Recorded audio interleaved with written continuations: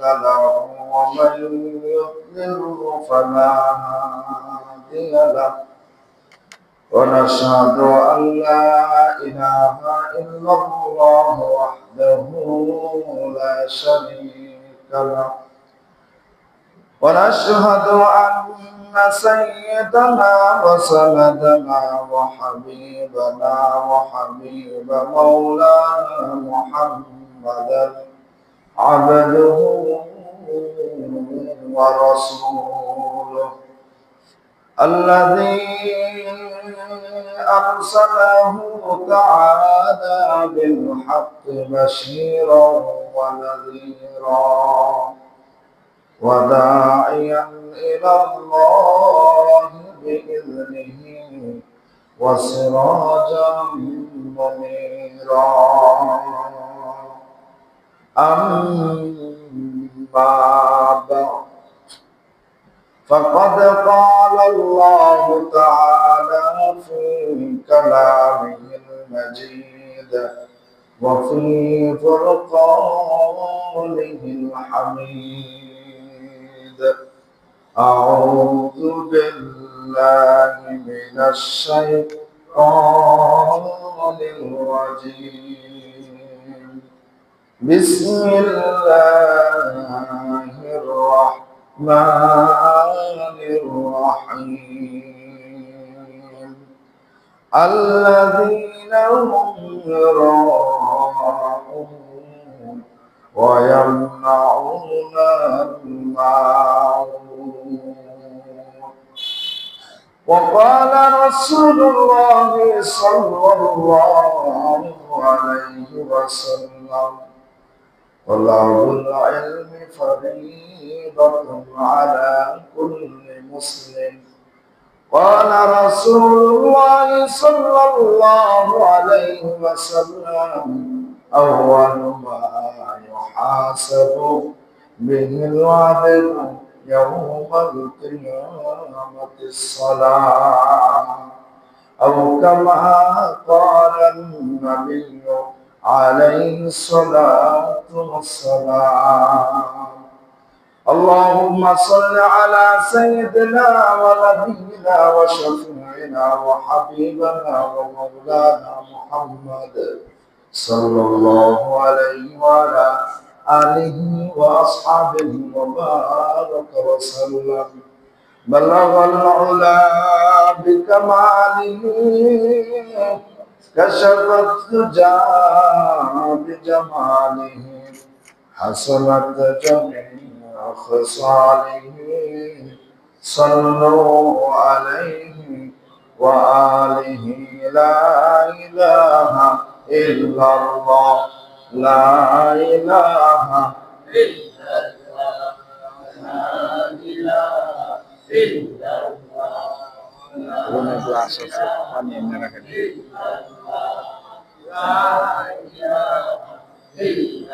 لا إله إلا الله لا إله إلا الله لا إله إلا الله لا إله إلا الله জনবুহ দূরে মদিনা আমরা কেমনে যাব জানি না বহু দূরে মদিনা আমরা কেমনে যাব জানি না দয়া কর দয়ার আল্লাহ দয়া কর দয়ার আল্লাহ পুরান মনের বাসনা লা ইলাহা ইল্লাল্লাহ জোরে জোরে লা ইলাহা ইল্লাল্লাহ লা ইলাহা ইল্লাল্লাহ লা ইলাহা ইল্লাল্লাহ লা ইলাহা ইল্লাল্লাহ নামাজ রোজা ছাড়বো না মা বাবার খেদমত বলবো না নামাজ রোজা ছাড়বো না মা বাবার খেদমত বলবো না নবীর সুন্নাত ছাড়ব না ভাই, নবীর সুন্নাত ছাড়ব না ভাই, বেদাত বলতে মানব না। লা ইলাহা ইল্লাল্লাহ, লা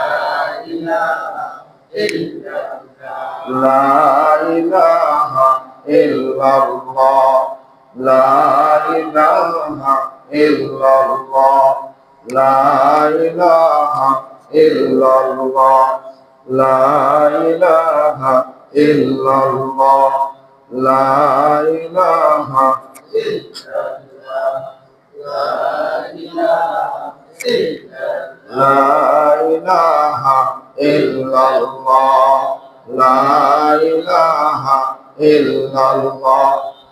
নামাজে দাঁড়ায় না, এখন নামাজের জন্য আমরা সময় পরে দেই। এই সময় আমি আলোচনা করলে আপনি নামাজের মধ্যে খেয়াল রাখা কোনোভাবেই সম্ভব না। আর আল্লাযীনা হুম ফী সালাতিহিম খাশিউন, যে নামাজের মধ্যে খুশু খুশু থাকে না, সেই নামাজ আল্লাহর দরবারে কবুল হয় না। এখানে আমি আলোচনা করতেছি, কোরআনের আয়াত বলবো, হাদিস বলবো, বিভিন্ন কথা বলবো। আপনি কিভাবে নামাজের মধ্যে খেয়াল রাখেন এটা আমার বুঝে আসা। সুন্নতের জন্য পরে টাইম দেওয়া হয়, করে নেবেন। যদি তাহিয়াতুল মসজিদ পড়েন, চেষ্টা করবেন যেন নামাজের খেয়াল না করে, অবশ্যই তাহিয়াতুল মসজিদ পড়ার চেষ্টা করবেন। এটা অনেক সওয়াবের কাজ। তাহিয়াতুল ওযু বা তাহিয়াতুল মসজিদ এটাই পড়েন 2 রাকাত। লা ইলাহা ইল্লাল্লাহু মুহাম্মাদুর রাসূলুল্লাহ সাল্লাল্লাহু আলাইহি ওয়াসাল্লাম। আল্লাহ পাকের দরবারে অসংখ্য অগণিত শুকরিয়া,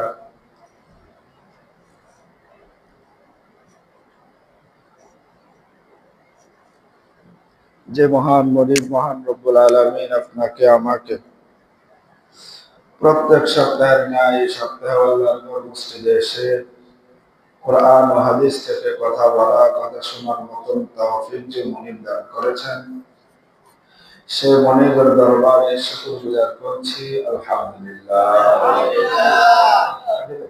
টাকা দিবেন? ও আচ্ছা,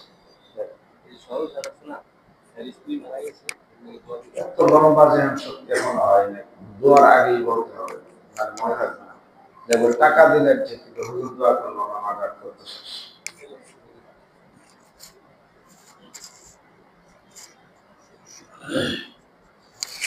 গত জমায় আলোচনা করতেছিলাম সূরাতুল মাউন থেকে। বলেছিলাম কাফেরদের 2টা গুণ, যারা জাহান্নামী, কাফেরদের মধ্যে থেকে তাদের 2টা গুণ, মুসলমানদের 3টা গুণ। কিন্তু কাফেরদের মধ্যে যে গুণগুলো আছে সেই গুণগুলো মুসলমানের মধ্যে আছে। এর মধ্যে একটা, এরা এতিমকে খাবার দেয় না, অসহায়কে খাবার দেয় না, অসহায়কে সাহায্য করে না। দ্বিতীয় তৃতীয় নম্বরে মুসলমানদের যে গুণের কথা বলেছিলেন, ফাওয়াইদুল লিল মুসাল্লিন আল্লাযীনা হুম আন সালাতিহিম সাহুন। এরা নামাজের ব্যাপারে অনাগ্রহী, নামাজের ব্যাপারে আগ্রহ কম, নামাজ পড়তে চায় না। আছে না মৌলুদ? বলবেন আছে না মৌলুদ? আছে। নামাজ পড়তে চায় না, নামাজ কি বুঝেও না, এমন লোক আছে না নাই? বলতে পারেন হুজুর নামাজ বুঝে না? মানে নামাজ অবশ্যই বুঝে, যে বুঝে সে কখনো নামাজ ছাড়ে না। আল্লাহ নবী সাল্লাল্লাহু আলাইহি ওয়াসাল্লাম হাদিসের মধ্যে বলেন, আউয়ালু মা ইউহাসাবু বিহিল আবদু ইয়াওমাল কিয়ামাতিস সালাত। যে বান্দা সর্বপ্রথম আল্লাহ তোমার যে হিসাবটা নেবে, সেই হিসাবটার নাম হচ্ছে নামাজ। হিসাব হবে কাদের? যারা মুসলমান, ঈমান আছে তাদের। যাদের ঈমান নাই তাদের কোনো হিসাব নাই, বুঝাইতে পারেন? তাদের কোনো হিসাব নাই। তো যাদের ঈমান আছে তাদের ব্যাপারে আল্লাহ রাব্বুল আলামিন বলে, আল্লাহ নবী সাল্লাল্লাহু আলাইহি ওয়াসাল্লাম বলেন যে তাদের হিসাবটা সর্বপ্রথম আল্লাহ তাআলা নেবেন। এখন আপনারা সর্বপ্রথম প্রশ্ন করা হলো, নামাজ পড়ছেন? পড়ি নাই। না করলেন পড়ি নাই। নামাজ পড়ছো? না পড়ি নাই। এক নম্বর প্রশ্নে আপনি ফেল, জান্নাতে যাওয়া সম্ভব? বলেন সম্ভব? আরে হাদিসের মধ্যে আল্লাহ নবী সাল্লাল্লাহু আলাইহি ওয়াসাল্লাম বলেন আল মিফতাহু জান্নাতিস সালাত, নামাজ হচ্ছে বেহেশতের জান্নাতের চাবি। আপনি জান্নাতে যেতে হলে এই তালা খুলতে হবে, সেই তালা খুলবে নামাজের মাধ্যমে। এখন নামাজ যারা পড়ে না, যে নামাজ বুঝে না, যে কথা বললাম যে নামাজ কি আর বুঝেও না, এ কথা কেন বললাম? বলতে পারে হুজুর নামাজ কি আমি এটা বুঝি। আপনি বুঝলে নামাজ ছাড়তেন না, বুঝলে নামাজ ছাড়তেন না। আপনার সামনে এক টুকরো জ্বলন্ত আগুন থেকে এক টুকরো আঙ্গার বা কয়লা আপনার সামনে হাজির করা হলো, আপনি যদি বুঝে থাকেন এটা জ্বলন্ত আঙ্গার বা জ্বলন্ত আগুন থেকে কয়লাটা নেওয়া হয়েছে, আপনি এটা হাতে নেবেন? যখন আপনি বুঝবেন না এটা জ্বলন্ত আঙ্গার বা কয়লা, তখনই আপনি এটা হাতে নিয়ে নেবেন ভুলে। আর যেহেতু বুঝেন, তার মানে এটা নেবেন না। ততক্ষণ পর্যন্ত অপেক্ষা করুন যতক্ষণ পর্যন্ত এটা ঠান্ডা না হয়, এটাকে বলে বুঝ। তো বান্দা ততক্ষণ পর্যন্ত নামাজ ছাড়ে না যতক্ষণ পর্যন্ত বুঝে নামাজ এটা, আর তখনই নামাজ ছেড়ে দেয় যখন বান্দা বুঝে না নামাজ এটা। বুঝাইতে পারলাম? এখন এখানে যারা আছে নামাজ ছেড়ে দিলে গুনাহ হবে, এরা এটা মানে কিন্তু বুঝে না। বুঝ এক জিনিস, যার ভিতরে বুঝ চলে আসে সে যেখানে সেখানে যেমন কোনো কথা বলবে না। আল্লাহ তাআলা বুঝর বিধান করে সকল বলে আল্লাহুম্মা আমিন। এই আয়াতের মধ্যে বলা হয়েছে আল্লাযীনা হুম আন সালাতিহিম সাহুন, যে তারা নামাজের ব্যাপারে অমনোযোগী। এই আয়াতের ব্যাখ্যায় বলতে বলেছিলাম যেটা নামাজের ভিতরে অমনোযোগীর কথাই আয়াতে বলা হয় না, নামাজের বাহিরের কথা বলা হয়েছে। নামাজের বাহিরের কথা বলা হয়েছে, যারা নামাজের বাহিরে অমনোযোগী। তারপর আল্লাহ রাব্বুল আলামিন বলেন আল্লাযীনা হুম ইরাউন, এবং এদের মধ্যে এমন আছে যে নামাজ পড়ে মনোযোগ দেখানোর জন্য নামাজ পড়ে। আল্লাযীনা হুম ইরাউন, এরা এমনও আছে এরা লোক দেখানোর জন্য নামাজ পড়ে। ভাই এমন লোক আছে না নাই? আছে না? জীবনে কোনোদিন নামাজ পড়ে না, কতজন ভাই বলেছে জীবনে কোনোদিন নামাজ পড়ে না। হঠাৎ বিয়ে হিসাব, নতুন বিয়ে, মাইয়া বিয়ে দিছি, এখন বিয়ে হিসাব বাড়িতে আসছে, বিয়ে হিসাব মাশাআল্লাহ দাঁড়িয়ে আছে, 5 ওয়াক্ত নামাজও পড়ে। এখন যদি তার সাথে মসজিদে না যায় কেমন দেখা যায়? যাওয়া লাগে না? এই নামাজ পড়তে চলে আসছে, এটাকে বলে যে সে মূলত মানুষকে দেখানোর জন্য, এখানে বিয়েকে দেখানোর জন্য আমি নামাজ পড়ে মসজিদ চলে গেছে। বুঝতে পারলো? বিয়েকে দেখানোর জন্য চলে গেছে। তা এই নামাজ যারা পড়ে, কুল ইন্না সলাতি, হে নবী আপনি বলে দেন আপনার নামাজ আমি আল্লাহর জন্য। এখন বিয়েকে দেখানোর জন্য যে নামাজ পড়লো, এই নামাজ কি আল্লাহর জন্য হলো না নিজের জন্য? কথা বুঝে থাকলে বলেন, নিজের জন্য হলো না? যে নামাজ আল্লাহর জন্য হয়, যে জিকির আল্লাহর জন্য হয়, যে রোজা আল্লাহর জন্য হয়, যে আমল আল্লাহর জন্য হয়, সে আমল রূপ দেখানোর জন্য হতে পারে না। আপনি একা নীরবে এক জায়গায় আছেন, নামাজের অর্থ হয়ে গেছে পৃথিবীর কেউ দেখে না, কিন্তু বান্দার কথা একটাই, নামাজ তো আমি লোক দেখানোর জন্য করি না, আমি যাকে দেখানোর জন্য করি, আমি সত্যবক জমিনের নিচে গেলেও তিনি দেখান। তিনি কে? বান্দা নামাজ ছেড়ে দেবে? একা বাড়িতে আছে, একা বাড়িতে আছে, এখন আপনার কেউ দেখবে না, নামাজ না পড়লে কোনো সমস্যা নেই। কিন্তু মুমিন বান্দা নামাজ ছাড়বে না, কারণ আপনি দেখতেছেন কেউ দেখে না, কিন্তু মুমিন দেখতেছে, কেউ না দেখলেও দেখে একজন, তিনি কে? আল্লাহ নবী সাল্লাল্লাহু আলাইহি ওয়াসাল্লাম হাদিসের মধ্যে বলেন, এ সাহাবা তোমরা যখন দুইজন থাকো একসাথে, তখন জেনে রেখো তোমরা দুইজন নও, তিনজন। সাহাবী প্রশ্ন করলেন, ইয়া রাসূলুল্লাহ তিনজন কিভাবে? যে তোমরা দুইজন আর একজন হলেন আমার আল্লাহ তোমাদের সাথে স্বয়ং উপস্থিত। সুবহানাল্লাহ। আপনি যেখানে একজন সেখানে দুইজন, যেখানে তিনজন সেখানে চারজন, যেখানে দুইজন সেখানে তিনজন, তৃতীয় জনকে আল্লাহ তাআলা। এই মনোভাব, এই মনোবল যখন আপনার ভিতরে চলে আসবে, তো অটোমেটিক্যালি আপনি গুনাহ ছেড়ে দিবেন, নেকের দিকে ধাবিত হয়ে যাবেন। সুবহানাল্লাহ। বন্ধুগণ আমার, এই আয়াতের মধ্যে বলা আছে আল্লাযীনা হুম ইরাউন, এরা মানুষকে দেখানোর জন্য নামাজ পড়ে। দেখানোর জন্য নামাজ পড়লে সেই নামাজ আপনাকে জান্নাতে নিয়ে যাবে না। বুঝাইতে বললাম, জান্নাতে নিয়ে যাবে না। তারপর আল্লাহ রাব্বুল আলামিন বলেন ওয়ায়ামনাউনাল মাউন, এবং তাদের কিছু আসবাবপত্র আছে, ছোট ছোট জিনিস আছে, এগুলা দিয়ে মানুষকে সহযোগিতা করে না, এমন লোক আছে না নাই? হ্যাঁ, আপনার একটা কোদাল আছে, পাশের বাড়ি তার কারো কোদাল নাই, এখন আপনার কাছে আসছে যে ভাই আপনার কোদালটা আমাকে দেন, আমি এই কোদালটা নিয়ে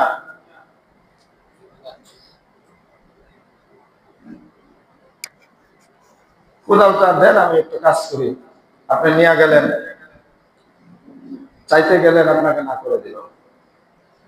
আল্লাহ রাব্বুল আলামিন এদের কথা বলেছেন, মুসলমানদের মধ্যে জাহান্নামী তারা, তাদের মধ্যে এই গুণ আছে যে কি এদের কাছে ছোটখাটো জিনিস নিজের কাছে থাকার পরেও না করে দেয়, এরাও জাহান্নামী ব্যক্তি, জান্নাতে যেতে পারবে না। নাউজুবিল্লাহ। আমার কথা, কার কথা?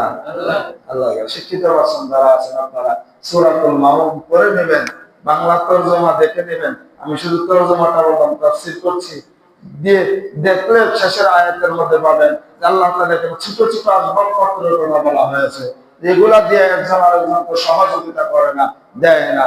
এখন আবার সমস্যা আছে, দেনেওয়ালা দিলেও নেনেওয়ালার মধ্যে আবার ঝামেলা আছে, আছে না নাই? আছে। নিয়ে গেছে তো নিজের মনে করে ব্যবহার করে, এমন ব্যবহার করে এটার দ্বিতীয়বার ফেরত দেবে যে ভাই তোমার জিনিস তোমার ব্যবহার করছে আমার মনে করে, তাই ওইটা শেষ, ওইটার আশা করে না, এমন লোক আছে না? এদেরকে বলা হয় আমানতের খেয়ানতদারি। এদেরকে ব্যাপারে বলা হয় যারা আমানতের খেয়ানত করে, আল্লাহ বলেন এরাও জাহান্নামে যাবে যারা আমানতের খেয়ানত করে। সামনে আসবে আলোচনা। দেখেন আল্লাহ রাব্বুল আলামিন কোরআনের এক আয়াতের মধ্যে বলেন, হে নবী আপনার উম্মতদেরকে বলেন একজন আরেকজনকে যেন কর্জে হাসানা দেয়। কি দেয়? কর্জে হাসানা দেয়। কারণ একজনের অভাব অনটন চলে আসলে আরেকজনের কাছে টাকা আছে, পয়সা আছে, সে যেন তাকে দিয়ে হেল্প করে। কর্জে হাসানা, এই কর্জে হাসানা আল্লাহর হুকুম এবং নবীর সুন্নাহ। এখন বর্তমান সময়ে কর্জে হাসানা কোন পর্যায়ে আছে জানেন? একজনের 5,000 টাকা হাওলাত দিয়েছেন, তো 5 বছর তার দ্বারে কাছে দেওয়া যাবে না, আছে না নাই? আছে না? তো খেয়াল রাখতে হবে, দুটো পক্ষকেই ভালো হতে হবে, এক পক্ষ ভালো হলে হবে না। এক পক্ষ জিনিসপত্র আপনাকে দিল, সে আমল করলো আল্লাহর আয়াতের উপরে, হাদিসের উপরে, কিন্তু আপনি আমল করলেন, এটা মুসলমানের কাজ নয়। মুসলমানের কাজ হচ্ছে সে নিজেও ভালো থাকবে, আরেকজনকে ভালো থাকার হুকুম সে দিবে। বুঝতে পারলাম? আল্লাহ তাআলা মুশরিকদের করে সকল বলেন আল্লাহুম্মা আমিন। তো যে কথা বলতেছিলাম, আল্লাহ বলেছেন আল্লাযীনা হুম সালাতিহিম সাহুন, এরা নামাজের ব্যাপারে অমনোযোগী। এখন নামাজের ব্যাপারে অমনোযোগী হওয়ার পিছনে কয়েকটা কারণ আছে। এক নম্বর কারণ হচ্ছে নামাজের ইলম তার নাই। আছে না ভাই? 4 রাকাত নামাজ পড়লে কয়টা সূরা লাগবে বলেন তো সবাই? 4 রাকাত নামাজ পড়লে সূরা লাগবে কয়টা বলেন? হ্যাঁ, আমি বলে দেবে, কারণ আপনি তো বলে দেবেন ফরজ হলে 2টা, সুন্নাত হলে 4টা। ঠিক আছে?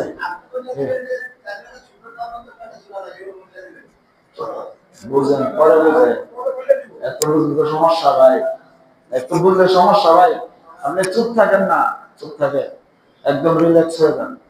হ্যাঁ, কি লাগবে না লাগবে আমি বুঝি না, বয়ান না করে বয়ান বুঝি না, আবার না চুপ থাকেন আপনি, আর কথা বলবেন না।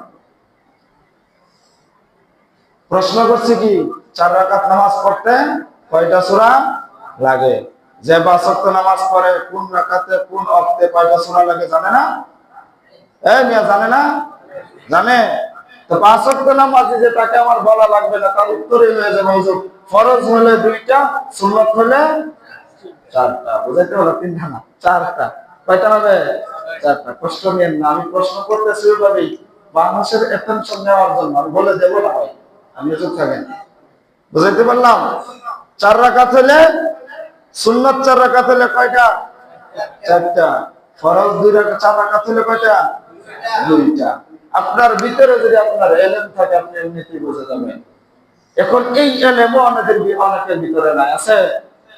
নাই, আছে? নাই। ইলমের প্রয়োজন আছে না? আছে। এবার আসুন, ফরজ সালাতের মধ্যে আপনি নামাজে দাঁড়াইলেন, সূরাতুল ফাতিহা পাঠ করার পর আমিন বলা কি সুন্নাত মুআক্কাদা, ওয়াজিব নাকি সুন্নাত? এই ইলম কতজনের আছে? আছে কতজনের? আছে কারণ? এই আমিন বলাটা এটা ওয়াজিব। আপনাকে অবশ্যই এই আমিন বলতেই হবে। আমিন কি করতে হবে? বলতে হবে। কারণ সূরাতুল ফাতিহা শুধু সূরা ফাতিহা না, এটা একটা মুনাজাত, এটা মুসলমানের জন্য একটা গাইডলাইন যে এইভাবে আপনাকে আমাকে চলতে হবে। এই এলেম পর্যন্ত নাই।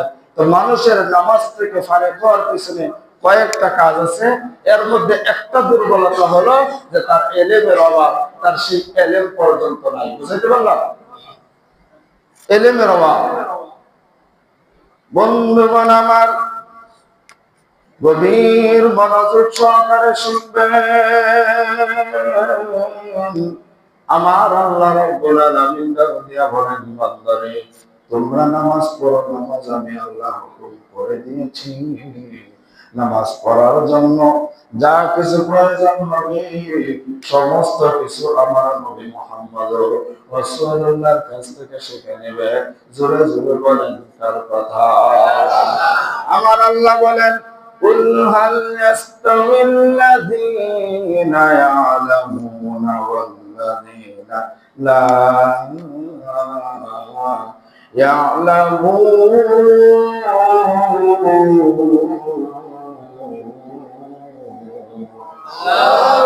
আমার আল্লাহ বলেন, যারা জানে এবং যারা জানে না গো,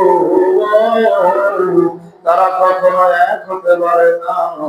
যারা জানে তারা এবং যারা জানে না তারা এক হতে পারে না। আমার আল্লাহ এই আয়াতের দ্বারা হুকুম করলেন, তোমরা যারা জানো না তারা জাননেওয়ালার কাছে যাও। জোরে বলেন কার কথা? যারা জানে না তারা যাবে জাননেওয়ালার কাছে। কিন্তু সমাজ ব্যবস্থা এমন হয়ে গেছে, অল্প একটু জানলেই নিজের দেখায় আমি সব জানি, আছে না না? এমন লোকের অভাব না। অত সময় জানান, আপনি যেটাকে দুয়ে দুয়ে 4 বোঝেন, এটাকে দুয়ে দুয়ে বিজ্ঞ লোকেরা 22 বোঝে, আছে না না? ও মুসলমান বাজার, আপনি নামাজের ব্যাপারে আগ্রহ থাকার জন্য, খুশু আসার জন্য 1 নাম্বার লাগবে আপনার নামাজের এলেম। 5 ওয়াক্ত নামাজ পড়তে কি কি লাগবে? যোহরের নামাজ কত রাকাত, আসরের নামাজ কত রাকাত, এই এলেম গুলো যখন আপনার ভিতরে চলে আসবে তখনই আপনি নামাজের প্রতি মনোযোগী হয়ে যাবেন। নচেত নামাজের প্রতি মনোযোগী হওয়া সম্ভব না। ও মুসলমান বন্ধু, একটা জমানায় দেখেন বর্তমান মানুষদেরকে এই ইসলামের পথ থেকে বের করার জন্য কেমন পরিকল্পনা চলতেছে। মুসা আলাইহিস সালাতু ওয়াস সালামের জমানায় হামান ডাক দিয়া বলে, ফেরাউন, আপনি যেহেতু খোদা দাবি করবেন, 1 নাম্বার হলো তাওরাতের এলেম মানুষের অন্তর থেকে উঠাইয়া দেওয়া লাগবে, তাহলে নিজেকে খোদা বলে প্রতিষ্ঠিত করা সম্ভব। জোরে বলেন নাউজুবিল্লাহ। ও ফেরাউন, আপনি খোদা হইবেন? হ্যাঁ খোদা হব। যদি খোদা হতে চান তাহলে 1 নম্বর আপনার যে কাজ করতে হবে সেটা হচ্ছে মানুষের কল্প থেকে, তার অন্তর থেকে এই তাওরাতের এলেম উঠায় দিতে হবে। কি করতে হবে? তাওরাতের এলেম উঠায় দিতে হবে, 1 নাম্বার। 2 নাম্বার, বিবাহ সিস্টেমটা বন্ধ করে দিতে হবে। বিবাহ সিস্টেমটা কি করতে হবে? বন্ধ করে দিতে হবে। এগুলার বৈধতা নিয়ে আসতে হবে, এবং ছেলে মেয়ে রাজি তো কোনো সমস্যা নাই, কোনো বিবাহ লাগবে না, এগুলোই যথেষ্ট। এই কয়েকটা শর্ত দেওয়ার পর তারা এইভাবে প্রচলন করলো যে তাওরাতের এলেম উঠায় দিলে লাভটা কি? লাভটা হলো 1 নম্বর লাভ, যে ছেলেটার ভিতরে আসমানি কিতাবের এলেম থাকবে না, একে নাস্তিক বানানো সম্ভব। যে ছেলেটার ভিতরে আসমানি কিতাবের এলেম থাকবে না, এটাকে ভ্রান্ত রাস্তায় ধাবিত করা সম্ভব। যে ছেলেটার ভিতরে তাওরাত বা যে কোনো আসমানি কিতাবের এলেম থাকবে না, এই ছেলেটাকে আপনি যা বলবেন তাই মানাতে সম্ভব। 2 নাম্বার, বিবাহটা বন্ধ করে দিলে এটা জারজ সন্তানের দিকে চলে যাবে। যেহেতু জারজ সন্তানের দিকে যাবেন, জারজ সন্তানের ক্ষেত্রে হলো এর বাপ মা যেমন ঠিক নাই, এর কথার তেমন ঠিক নাই, এর জবানের ঠিক নাই, এর কর্মের ঠিক নাই। আপনি এই জারজ সন্তানগুলোকে যেমনি পারেন তেমনি পরিচালিত করতে পারবেন। এই হামান এই 2টা শর্ত বললো। ফেরাউন বলল, ঠিক আছে, দুটোটাই আজকে প্রয়োগ করে দাও। আস্তে আস্তে আসমানি কিতাব বন্ধ করে দেওয়া হলো। মুসা নবী এখন আসে নাই, যারা সন্তানের সিস্টেম করে ফেললো, কিছুদিন পর আবার বলে যারা আপনার সামনে আরো একটা বাধা আছে। কি বাধা? তো এমন একজন ছেলে এই মিশরের জমিনে আসবে, যে ছেলে এসে আপনাকে তার ধর্মের দাওয়াত দিবে এবং গোটা দেশকে তার ধর্মের ভিতরে নিয়ে যাবে। ফেরাউন বললেন, এমন ছেলে আসবে যে তাহলে আমার কি করা উচিত? যে আপনার উচিত হচ্ছে আজকের পর থেকে যত ছেলে নবজাতক এই পৃথিবীতে আসবে, জন্মগ্রহণ করবে, এদের প্রত্যেকটাকে হত্যা করে ফেলেন। আমার আল্লাহ রব্বুল আলামিন বলেন, তোমার পরিকল্পনা যেখানে শেষ, আমি আল্লাহর পরিকল্পনা সেখান থেকে শুরু হয়। সুবহানাল্লাহ। বর্তমান জমানায় এখানে একটু বলে সামনের দিকে যে আমার আলোচনা ওই দিকেই যাবে, সূরাতুল কসাসের দিকে যাবে ইনশাআল্লাহ। বর্তমান সমাজেও মানুষদেরকে নাস্তিক বানানোর জন্য সর্বপ্রথম ইহুদি খ্রিস্টানদের যে পাইতারা জমাতের মধ্যে চালু করা হয়েছে, সেটা হচ্ছে মক্তবের টাইমে ক্যাডেট মাদ্রাসার সিস্টেম চালু করা। ঠিক বললেন না? হ্যাঁ, আপনার ছেলে মনে হয় রোগী আছেন, আপনি রোগী আছেন। আমরা একটা সময় দেখতাম সকালবেলা মক্তব করতো, আপনি ইঞ্জিনিয়ার হন, ব্যারিস্টার হন, ডাক্তার হন, কোনো সমস্যা নাই, কিন্তু আপনার প্রাথমিক শিক্ষা হওয়া লাগবে কোরআন। আগের দিনের মুরব্বীরা 4টা 5টা 6টা সূরা এখনো জানে, কিন্তু বর্তমানে ছেলেদেরকে জিজ্ঞাসা করেন একটা সূরাও পারে না। আছে না নাই? আছে, অভাব নাই। কারণ কি? কারণ এরা মক্তবে যায় নাই, কোরআন শরীফ পড়ে নাই। আপনি ডাক্তার বানাইতে ব্যস্ত, আপনি ইঞ্জিনিয়ার বানাইতে ব্যস্ত, আপনার সন্তানটাকে কোরআনের শিক্ষা দিলেন না। এই যে কোরআনের শিক্ষা থেকে দূরে রাখলেন, আপনার এই সন্তানই আগামীকাল কোরআনের বিরুদ্ধে স্লোগান দেবে, কারণ ওই কোরআন সম্পর্কে জানে না। আপনার এই সন্তানই রাস্তাঘাটে দাঁড়ায় দাঁড়ায় গাঞ্জা খাইবে, বিড়ি খাবে, বিভিন্ন ধরনের নেশায় আসক্ত হয়ে যাবে, কারণ সে কোরআন জানে না, হাদিস জানে না। আপনার এই সন্তানই আপনার গায়ে আঘাত করবে, কারণ সে জানে না মা বাবার সাথে কি ব্যবহার করা লাগে। আপনার এই সন্তান আপনাকে অপদস্থ করবে, বিভিন্ন পন্থায় নিয়ে যাবে, কারণ সে কোরআন এবং হাদিসের ইলম অর্জন করে। এই দেখেন সিস্টেমটা এমন শুরু করছে ক্যাডেট স্কুল। কি এখানে পড়ালেখা বেশি হয়? এখানে কি হয়? পড়ালেখা বেশি হয়। সিস্টেম করে টাইম কখন? ফজরের পরে আধা ঘন্টা, তারপরে সাথে সাথে চালু করে দেওয়া হলো স্কুলগুলা। এগুলা মক্তবের টাইমে চালু করে দেওয়া হলো। এই মক্তবের টাইম গুলাকে চালু করে, মক্তব গুলাকে ধ্বংস করে দেশের মধ্যে নাস্তিকের আবির্ভাব এমন হয়েছে, বর্তমান সমাজে নামাজ তো পড়েই না, বরঞ্চ মুসলমানের বাচ্চা স্লোগান দেয় নামাজ পড়া লাগবে না। জোরে বলেন নাউজুবিল্লাহ, আরো জোরে বলেন নাউজুবিল্লাহ। সমাজ গুলাকে এভাবে ধ্বংসের পথে নিয়ে যেতেছে। 2 নাম্বার, বিবাহটাকে এত সহজ করা হয়েছে যে একটা বিবাহ ভেঙে গেলে সাথে সাথে আরেকটা বিবাহ দিয়া দিচ্ছে। মাঝখানে যে তালাকের সিস্টেম করা লাগবে, প্রায় 6 থেকে 9 মাস পর্যন্ত ইদ্দতের সিস্টেম করা লাগবে, সেটাও সমাজের মধ্যে নাই। একটা বিয়া ক্যান্সেল, সাথে সাথে আরেকটা বিয়া হইতেছে। আছে না নাই? এরপর থেকে যে কতটা সন্তান হবে, প্রত্যেকটা জারজ সন্তান হবে, আর এই জারজ সন্তান দ্বারাই সমাজকে ধ্বংস করা সম্ভব। বুঝাইতে পারলাম? গেল 2টা। দুটোটাই বর্তমান জমানায় আমাদের মধ্যে উপস্থিত। আল্লাহ তাআলা আমাদেরকে হেফাজত করুন, সকলে বলে আল্লাহুম্মা আমিন। আপনি আপনার সন্তানের কাছ থেকে ভালো কিছু আশা করতে হলে ভালো রাস্তায় চালাতে হবে। আপনি আপনার সন্তান থেকে ভালো কিছু আশা করতে ভালো রাস্তায় শিক্ষা দিতে হবে, আদব শিখাইতে হবে, কোন জায়গায় কোন স্রোতে কোন ভাবে কথা বলতে হবে সেটা শিক্ষা দিতে হবে। আমার বাবা যদি আমার একটা থাপ্পড় করে বড় বলতেছে, আমি জবান খুলবো না, কারণ আমি তো সে আয়াত জানি যে আল্লাহ বলেছেন তোমার মা বাবা যেন তোমার দ্বারা উফ শব্দটাও ব্যবহার না করে। আমি তো সেই হাদিস জানি যে যে ব্যক্তি তার মা বাবার সাথে বেয়াদবি করে তার জন্য জান্নাত পর্যন্ত হারাম হয়ে যায়, এই দুনিয়াও হারাম, সবকিছু হারাম হয়ে যায়। আমি তো সেই হাদিস জানি, কিন্তু আপনার সন্তান গায়ে হাত উঠায়, গালাগালি করে, কারণ কি সে হাদিসও জানে না, সে আমলও জানে। বুঝাইতে পারলাম? যে প্রাথমিক শিক্ষাটা কোরআন। প্রাথমিক শিক্ষা যে বান্দা পৃথিবীতে আসার পরে একটু বুঝমান হওয়ার পর তার প্রাথমিক শিক্ষা হয় লা ইলাহা ইল্লাল্লাহ, লা মুহাব্বাতা ইল্লাল্লাহ। লা ইলাহা ইল্লাল্লাহর একটা ব্যাখ্যা হলো আল্লাহ ছাড়া কোনো মাবুদ নাই।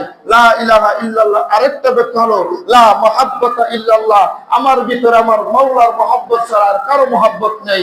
আমি যাকেই মহব্বত করি না কেন, যাকেই ভালোবাসি না কেন, সবকিছু কাকে খুশি করার জন্য? জোরে বলেন, কাকে খুশি করার জন্য? আমার আল্লাহ বেজার হয়ে যায় এমন খুশি আমি কাউকে করব না। আমার ফাঁসি হলেও ফাঁসি হতে পারে, এই দুনিয়ার সমস্ত মানুষ আমার বিরুদ্ধে চলে গেলেও আমি, আমার কোনো পরোয়া নেই, কারণ আমি খুশি করব কাকে? জোরে বলেন, কাকে? আল্লাহকে। এই মাইন্ডের ভিতরের মধ্যে থাকতে হবে। আপনার এই মাইন্ড যতক্ষণ থাকবে, ভুল যতক্ষণ থাকবে, ততক্ষণ আপনি আল্লাহর রাস্তায় থাকবেন। একটা সন্তান যখন বলতে বেরিয়া প্রথম শিখে লা ইলাহা ইল্লাল্লাহ, আল্লাহ ছাড়া কোনো মাবুদ নাই, প্রথম শিখে কিভাবে সালাম দিতে হবে, কিভাবে আদবের সাথে কথা বলতে হবে, কোথায় বসতে হবে, সবকিছু প্রত্যেকটা সন্তানকে মক্তবের মাধ্যমে গাইডলাইন দিয়ে দেওয়া হয়, গড়া হয়। আজকে সেগুলো ধ্বংস করে দিয়ে আপনি এসে বলেন, হুজুর আমার পোলায় আমার বাপ দেয় না, আমার কথা শুনে না। আরে আমি আপনার পোলায় যখন ধরো বাইন্দা পিঠা নেই, এটা তো অনেক কিছু, আপনি তো কিচ্ছু করেন নাই তার জন্য। এটা তো কিচ্ছু না, কাল কিয়ামতের দিন আপনার বুকের উপরে পা রেখে বলবে, তুই পৃথিবীতে আমাকে ইসলামের শিক্ষা দেস নাই, ভালো রাস্তায় চলার শিক্ষা দেস নাই, আজকে আমি জাহান্নামে একা যাবো কেন, তোর সাথে নিয়ে যাবো। নাউজুবিল্লাহ। এজন্য বন্ধুগণ আমার, নিজের থেকে সবকিছু পরিবর্তন করা লাগবে। পরিবর্তনের চেষ্টা আপনি করবেন, ইহুদি খ্রিস্টানদের সমস্ত পরিকল্পনা বন্ধ করে দেবেন কে? জোরে বলেন, কে? আমার বন্ধুগণ, মুসা আলাইহিস সালাতু ওয়াস সালাম পৃথিবীতে আসবেন, আমার আল্লাহ রাব্বুল আলামিন ডাক দিয়া বলেন, ও মুসলমান, আমার আল্লাহ ডাক দিয়া বলেন, ইহুদি খ্রিস্টানেরা রে, তোরা যতই পরিকল্পনা করো না কেন, সমস্ত মানুষের পরিকল্পনা মুহূর্তের মধ্যে আমি আল্লাহ রাব্বুল আলামিন ধ্বংস করে দেব। সুবহানাল্লাহ। একের পর এক ছেলের সন্তানদেরকে জবাই করে হত্যা করতে শুরু করলো। এমন সময় মুসা আলাইহিস সালাতু ওয়াস সালাম পৃথিবীতে আসবে, তার মা মরিয়মের ঘরে। মা মরিয়ম ভাবতেছে, ওই জমানায় তো কোনো সিস্টেম ছিল না, কিন্তু তিনি অনুভব করতেছেন আমার মনে হয়েছে যে সন্তান হবে, কান্না করতেছেন। তার মুসা আলাইহিস সালাতু ওয়াস সালামের বোনের সাথে কান্না করে আর বলে, মেরে, যদি আমাদের মেয়ে সন্তান হয় তাহলে তো ভালো, ছেলে সন্তান হলে তো সাথে সাথে হত্যা করবে। কারণ মুসা আলাইহিস সালাতু ওয়াস সালাম পৃথিবীতে আসার আগ মুহূর্ত পর্যন্ত ফেরাউন প্রত্যেকটা বাড়ির আশেপাশে তার সেনা মোতায়েন করে দিয়েছে, যে বাড়িতে সন্তান আসবে ছেলে হলে সাথে সাথে মেরে ফেলবো, আমার পর্যন্ত মারা, যদি মেয়ে হয় তাকে জীবিত রাখবা। আমার আমার আল্লাহ বলেন, তোর পরিকল্পনা যেখান থেকে শেষ হবে, আমি আল্লাহ সেখান থেকেই শুরু করবো। সুবহানাল্লাহ। মুসা আলাইহিস সালাতু ওয়াস সালামের মা কান্না শুরু করে দিলেন। কিছুক্ষণ পর মুসা নবী পৃথিবীতে আসলেন। মুসা নবীর মা এত প্রসবের ব্যাপার বড় তিনি কান্না করেন না, যদি জেনে ফেলে। এমন অবস্থায় হঠাৎ তার মুসা নবীর মন বলতেছে, মা গো, আমরা তো তাকে হত্যা করতে পারবো না, যদি এমন একটা কিছু হইতো, একটা বাক্স বা এমন কিছু হইতো যেটার ভিতরে ভরে আমার ভাইকে নদীতে ভাসায় দিতাম, আল্লাহ চাইলে তাকে জীবিত রাখতে পারে। সুবহানাল্লাহ। বন্ধুগণ আমার, এমন সময় তাকায় দেখে এই এলাকায় কোনো কাঠমিস্ত্রি নাই। হঠাৎ এক নতুন মিস্ত্রির আগমন, কোনদিনও দেখেন নাই। বাড়ির বাসায় এসে ডাক দিতেছে, কারো কি কাঠের কাজ করানোর জন্য মিস্ত্রি লাগবে নাকি? যদি আগে বলতে পারেন আমি হাজির হয়ে গেলাম। সুবহানাল্লাহ। মুসা নবীর বোন গেলেন, হ্যাঁ আমাদের লাগবে। ঠিক আছে, তাহলে একটা বাক্স বানায় দেন। বাক্সের মধ্যে কি করবা? বাক্সের মধ্যে গুরুত্বপূর্ণ একটা জিনিস রাখবো। তা বলা যাবে না। মিস্ত্রি বলে, বললে বলো, না বললে না, আমার কাজ আমি করে চলে যাবো। বাক্স বানানো শেষ, ডাক দিয়ে বলে, মিস্ত্রি গো, কত টাকা আপনাকে দেব? টাকা লাগবে না, আজকের জন্য ফ্রি কাজ করার জন্য আসছি। সুবহানাল্লাহ। মুসা নবীর বোন মুসা নবীর মতন একটু ঘাবড়াই ছিল। তিনি বলতেছে, না না, ফ্রি কাজ আমি করাবো না, কত টাকা দেওয়া লাগবে আগে বলেন, না হলে যেতে দেব না। মিস্ত্রি ডাক দিয়া বলে, ও মেয়ে, তুমি আমাকে চিনবে না, আমি দুনিয়ার কোনো মিস্ত্রি নয়, তোমার ভাইকে হেফাজত করার জন্য আমি জিব্রাইলকে আমার আল্লাহ মিস্ত্রি বানাইয়া পাঠাইয়া দিছে। সুবহানাল্লাহ। এ বলেন পরিকল্পনা কার? জোরে বলেন কার? বললো তাড়াতাড়ি বাক্সের ভিতরে রেখে নদীর ভিতরে ছেড়ে দাও। বাক্সের মধ্যে রেখে নদীর ভিতরে ছেড়ে দিল। মুসা নবীর মা ডাক দিয়া বলে, তুই তোর ভাইকে খেয়াল রাখ, কোথায় যায় নদীর দিক দিয়া পিছনে পিছনে ফলো করতে থাকবি। কাঠটা বাসায়া দিল। আস্তে আস্তে ছুটে যাইতে যাইতে যাইতে যাইতে ফেরাউনের বাড়ি তার প্রধানতম গার্ডের সামনে যাইয়া বাক্সটা ব্রেক করে ফেলল। সুবহানাল্লাহ। মুসা নবীর বলতো শেষ, যে আশা করছিলাম সে আশা আর নাই, এই ফেরাউনের বাড়ির সামনে আটকাইতে হলো। এমন সময় ফেরাউন তিনি বিভিন্ন ভাবে দুর্বল ছিল আসিয়ার কাছে। এক নাম্বার শারীরিক দুর্বলতা তার ছিল। ছোট ছোট বাচ্চারা আছে, সবকিছু বলবানি স্মলে সরাই সরাই বোঝানি হয়। ফেরাউন বিকাল বেলায় আসিয়াকে নিয়ে নদীর ধারে গেল, চলো ঘুরতে যায়। আসিয়া বলল চলেন যাই।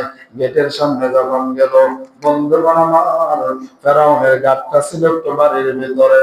প্রশ্ন হলো, নদীর বাক্সটা বাড়ির ভিতরে কেমনে ঢুকলো? সেটা তো নদী দিয়ে সোজাসুজি চলে যাবে।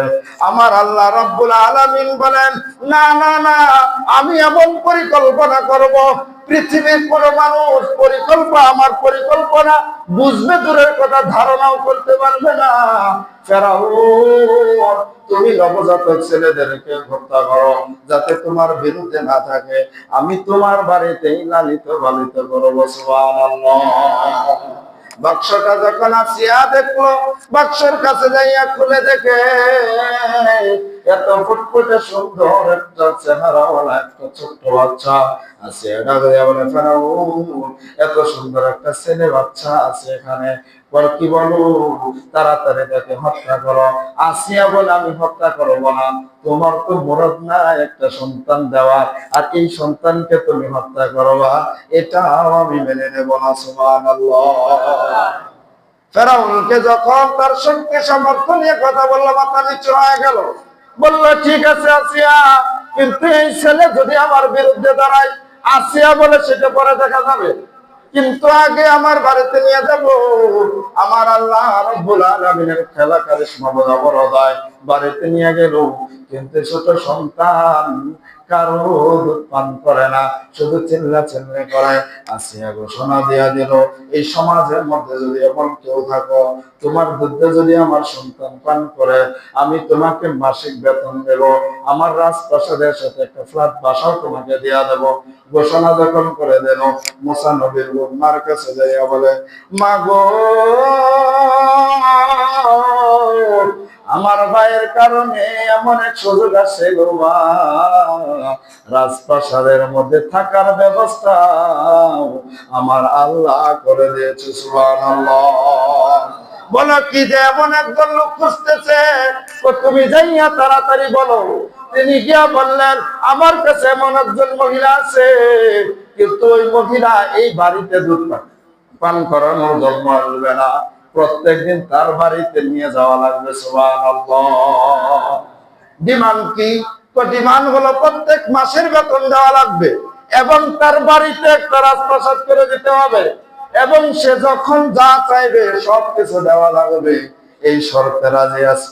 আমার আল্লাহ নিজের সন্তানকে তুই দুধ পান করাবি, আমি আল্লাহ বেতনের সিস্টেম করে দিলাম। সুবহানাল্লাহ। জোরে জোরে বলেন খেলা কার? আরো জোরে বলেন খেলা কার? বন্ধুগণ আমার, আসিয়া বললো, ঠিক আছে, মহিলার কাছে নিয়ে যাও, দেখো দুধ পান করে কিনা। মুসা নবীকে যখন নিয়ে যাওয়া হলো, মায়ের দুধ অবশ্যই পান করবে, সাথে সাথে পান করতে শুরু করে দিল। মহিলাটা দিয়া বললো, আসিয়াটা দিয়া বললো, ঠিক আছে, প্রত্যেকদিন আমি আসিয়ার নিজে তোমার বাড়িতে আসবো। সুবহানাল্লাহ। ও বন্ধুগণ আমার, এই জমানায়ও বিভিন্ন পরিকল্পনায় জমানার মানুষ করতেছে। কোরআনকে সিনা থেকে উঠাইয়া দিতেছে, আলেমের বিরোধিতা করে, কোরআনের বিরোধিতা করে, হাদিসের বিরোধিতা করে, আমার নবীর বিরোধিতা করে। কিন্তু আমার আল্লাহ বলেন, আমি আল্লাহর পরিকল্পনা এতটা শক্তিশালী রে বান্দা, তুই যতই চেষ্টা করো না কেন, আমি আল্লাহ তোমার চেষ্টাকে ব্যর্থ করে দিই। আমার পরিকল্পনা 100% সফল হবে। চিল্লায় বলেন ঠিক না বেঠিক? এই পরিকল্পনা কার? সবকিছু আল্লাহর। এই খেলা তো আল্লাহই খেলতেছেন। আপনি যতই চেষ্টা করেন না কেন সৎ করা সম্ভব না, বরঞ্চ আপনার নিজের একটু ক্ষতি করে বলতেছেন। আপনার সন্তানটাকে সঠিক শিক্ষা দিতেছেন না। আপনার সন্তানকে যদি সঠিক শিক্ষা দিতেন তাহলে এমনটা হইতো না। ভাই একটু আগে বলছি, কষ্ট নেবেন না, বয়ানের একটা ধরন হয়। আর আমার বয়ান আপনি রেগুলার শোনেন না, তো এই জন্য বুঝতে পারবেন না। কারণ আমি কিছু প্রশ্ন করি, উত্তর ভুল আসবে আমি জানি, সেটা সঠিক করে দেওয়ার কাজ হয় আমার। আর প্রশ্ন তো ওভাবেই হয়, কারণ সব প্রশ্ন সহজ করে দিলে, প্রশ্নের আগে বলে দিলে তো প্রশ্নের সিস্টেমের দরকার আছে? দরকার আছে না। পরীক্ষার মধ্যে প্রশ্ন যদি আমি বইলাই ফেলাই, তো পরীক্ষা নিয়ে লাভ কি? যেন প্রশ্নই পরীক্ষাই থাকবে। তারপরে উত্তর না পারলে সিস্টেম আছে। আল্লাহ তাআলা বুঝশক্তি দান করুন। সকলে বলে আল্লাহুম্মা আমিন। আগামী জুমা এখান থেকে আলোচনা সামনের দিকে যাব। ইসকন নিয়ে আজকে জুমায় আলোচনা করতে পারলাম না, কারণ আমার গত জুমার আলোচনা ছিল বিদায়। আগামী জুমায় এই সন্ত্রাসী সংগঠন ইসকন নিয়েও কথা বলবো ইনশাআল্লাহ। আল্লাহ রাব্বুল আলামিন আমাদের সকলকে